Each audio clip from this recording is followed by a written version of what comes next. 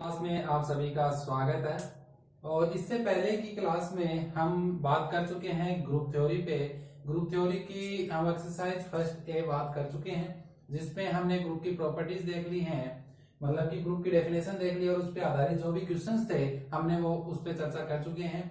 अब हम जो बात करने वाले हैं वो नेक्स्ट एक्सरसाइज सेकंड ए पे हम बात करेंगे, जिसमें क्या होता है कि ग्रुप की कुछ प्रॉपर्टीज हैं, उन ग्रुप की कुछ प्रॉपर्टीज पे आधारित कुछ थ्योरम है, उन पे हम चर्चा करेंगे और उसके बाद उस पे आधारित जो क्वेश्चंस हैं उन पे चर्चा करेंगे। ठीक है, तो इससे सबसे पहली जो थ्योरम है, थ्योरम नंबर फर्स्ट, वो क्या कहती है कि यदि जी स्टार एक ग्रुप है, यदि आपको क्या दिया गया है कि जी स्टार एक ग्रुप है, तो बताइए कि जी का तत्समक अवयव अद्वितीय होता है। सबसे पहले तो आपको ये प्रॉपर्टीज हैं, ये प्रॉपर्टीज को याद रखना है। ठीक है, क्या होती है पहली प्रॉपर्टी, यदि जी स्टार एक ग्रुप है तो जी का तत्समक अवयव जो होता है वो हमेशा क्या होता है, अद्वितीय होता है, यानी यूनिक होता है। ठीक है, कि कोई भी आपको ग्रुप दिया गया है तो उसमें केवल एक ही आपको क्या मिलेगा, तत्समक अवयव मिलेगा। ठीक है, उसके अलावा कोई दूसरा तत्समक अवयव नहीं मिलेगा। ठीक है, पहली प्रॉपर्टी ये कहती है।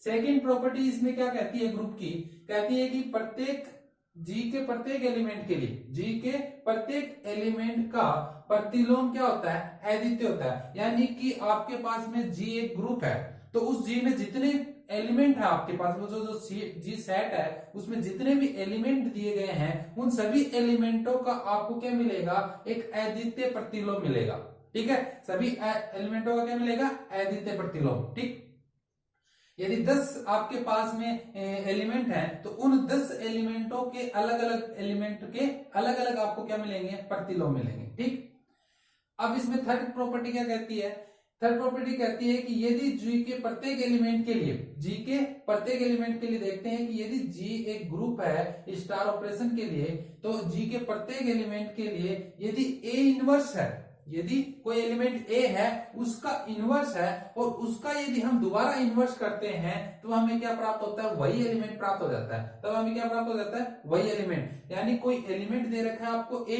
और यदि उसका इनवर्स आपको दिया गया है, यदि एलिमेंट ए है तो उसका इनवर्स और उसका फिर दोबारा इनवर्स यदि हम करेंगे तो हमें क्या प्राप्त होगा, वही एलिमेंट प्राप्त हो जाएगा। ठीक है, चौथी प्रॉपर्टी, चौथी प्रॉपर्टी कहती है कि यदि जी एक ग्रुप है, जी स्टार एक ग्रुप है, तो आपके पास में जी के प्रत्येक दो एलिमेंट के लिए यदि हम उन दो एलिमेंटों का ऑपरेशन कराते हैं और फिर बाद में उसका इनवर्स निकालते हैं तो उन दो एलिमेंटों का इनवर्स निकालने पर हमें क्या प्राप्त होगा कि B inverse star A inverse प्राप्त होगा। क्या प्राप्त होगा, B inverse star A inverse प्राप्त होगा।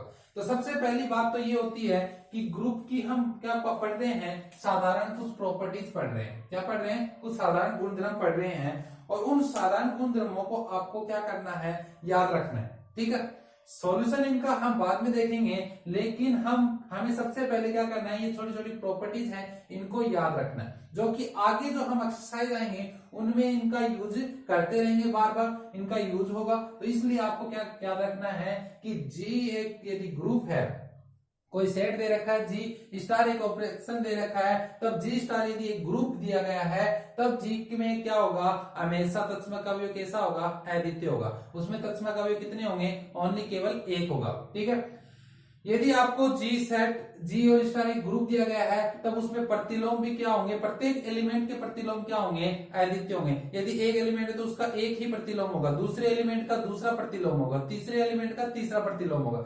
यानी कि प्रत्येक एलिमेंट का क्या होगा, एक अद्वितीय प्रतिलोम होगा। यदि उस जी स्टार एक ग्रुप है तो उसके प्रत्येक एलिमेंट है, उस प्रत्येक एलिमेंट के लिए यदि हम देखें तो उस एलिमेंट का इनवर्स यदि हम करते हैं तब हमें वही एलिमेंट प्राप्त होता है। चौथी कंडीशन कहता है कि यदि जी स्टार एक ग्रुप है तो उसके प्रत्येक दो एलिमेंट के लिए यदि हम ऑपरेशन करते हैं और उसका इनवर्स निकालते हैं तो ए स्टार बी का इनवर्स निकालेंगे तो हमें क्या प्राप्त होगा, B inverse star A inverse के बराबर होता है। ये तो थी इसकी प्रॉपर्टीज। अब हम इसका सॉल्यूशन देखेंगे, प्रत्येक प्रॉपर्टी का सॉल्यूशन क्या हो, कैसे सिद्ध करें, इन थ्योरम को कैसे प्रूफ हम करते हैं। एग्जाम में इसको पूछा जा सकता है, ये थ्योरम थोड़ी ठीक है जिसके पूछने लायक है एग्जाम में, जो ये पूछ सकते हैं। ठीक है, तो हम देखेंगे इसका प्रूफ। तो प्रूफ देखें फर्स्ट का कि हमें क्या दिया कि जी क्या है, एक तत्समक, जी स्टार क्या है, एक ग्रुप है। तब हमें बताना है कि जी का तत्समक अवयव कैसा होगा, अद्वितीय होगा। तो हमें दिया क्या है, दिया गया है कि जी स्टार एक ग्रुप है। क्या दिया गया है कि जी स्टार अपने पास में क्या है, एक ग्रुप है। अब हम क्या करेंगे कि हमें सिद्ध करना है कि जी का तत्समक अवयव कैसा है, अद्वितीय। तो हमें सिद्ध क्या करना है, सिद्ध करना है कि जी का तत्समक अवयव अद्वितीय है। ठीक है, तो ये दो बात अपने को सबसे पहले मान लेने की कि दिया क्या गया है और सिद्ध क्या करना है। ठीक है, ये दो चीज अपने को क्वेश्चन में, थ्योरम में पता चल जानी चाहिए। तो हमें दिया क्या गया है कि जी स्टार क्या है, ग्रुप है। तो ये तो गिवन है, अपने को दिया गया है। लेकिन अपने को सिद्ध क्या करना है, जी का तत्समक अवयव कैसा है, अद्वितीय। ठीक है, तो हम सिद्ध करेंगे। तो सिद्ध करेंगे तो माना कि E1 और E2, E1 और E2 is belongs to ji. E1 और E2 मैंने क्या मान लिया, जी के दो एलिमेंट है और क्या है, तत्समक अवयव। E1 और E2 इज बिलोंग्स टू जी, तत्समक अवयव। मैंने क्या माना कि आपके पास में जी जो सेट दिया गया है उस सेट के दो तत्समक अवयव मान ले। अपने को तो प्रूफ क्या करना है कि अद्वितीय यानी एक ही है। लेकिन अपन क्या देखेंगे कि मैंने मान लिया कि E1 और E2 दो जो एलिमेंट ऐसे हैं जी में जो कि क्या है, तत्समक अवयव, ये मैंने माना है। ठीक है, अब अपन देखेंगे कि यदि ये दो तत्समक अवयव हैं तो इन दो तत्समक अवयव को आप किसी से भी आप मल्टीप्लाई ऑपरेशन कराओगे तो ये क्या होंगे, एक वही एलिमेंट देगा। यानी कि मैं कहूं कि यदि मैं लिखूं यदि E1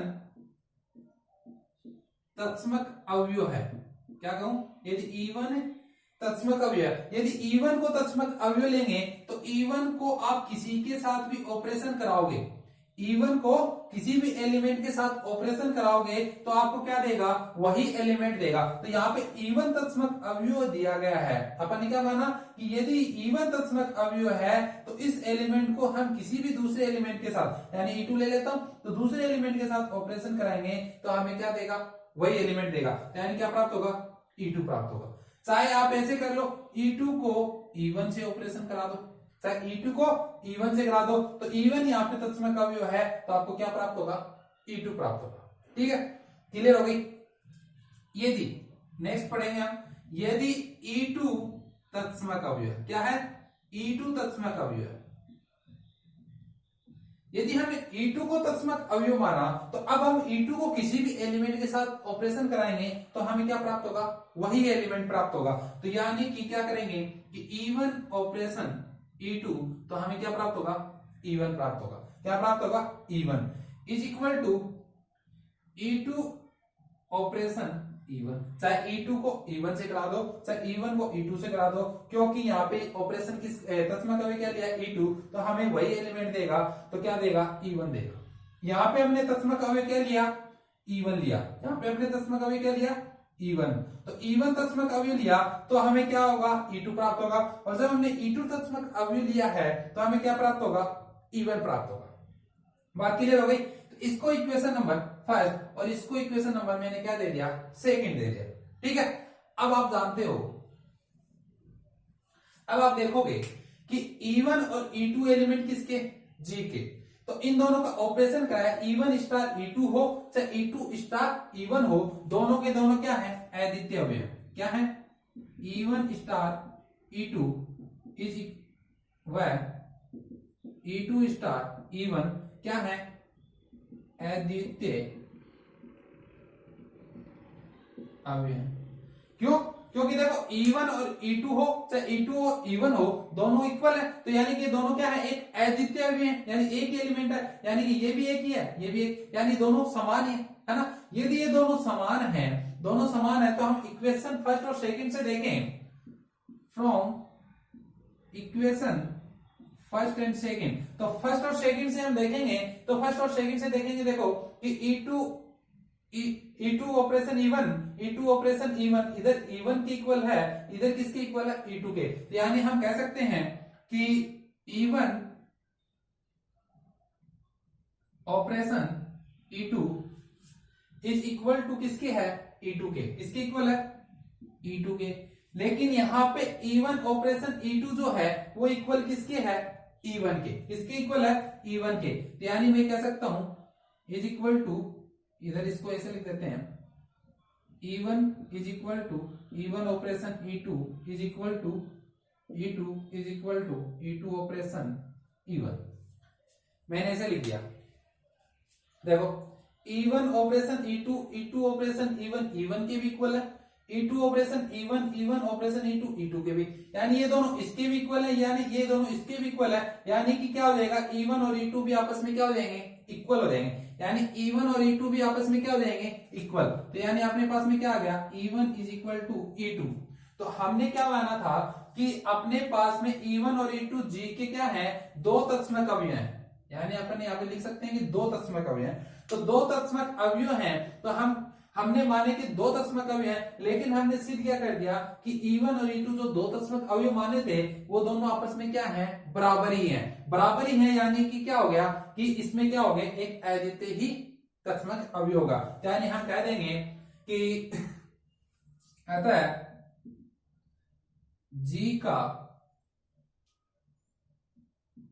तत्समक अवयव अद्वितीय होता है। क्या लिख देंगे, अतः G का तत्समक अवयव क्या होता है, अद्वितीय होता है। तो हमने क्या प्रूफ किया कि G का तत्समक अवयव अद्वितीय होता है। तो इसके लिए हमें क्या दिया गया है वो लिखेंगे, सिद्ध क्या करना है वो लिखेंगे कि क्या सिद्ध करना है, जिससे कि अपने को क्लियर हो जाए कि अपने को दिया क्या है और सिद्ध क्या करना है। ठीक है, तो अपने को दिया गया है कि एक ग्रुप है और सिद्ध क्या करना है कि उस ग्रुप में तत्समक अवयव कितने होते हैं, अद्वितीय होते हैं। तो उसके लिए हमने सबसे पहले माना कि उसमें कितने तत्समक अवयव, दो तत्समक अवयव। अपन ने अलग अलग दो तत्समक अवयव मान लिए कि माने के दो एलिमेंट हैं, दो जो की दो तत्समक अवयव हैं उस सेट में।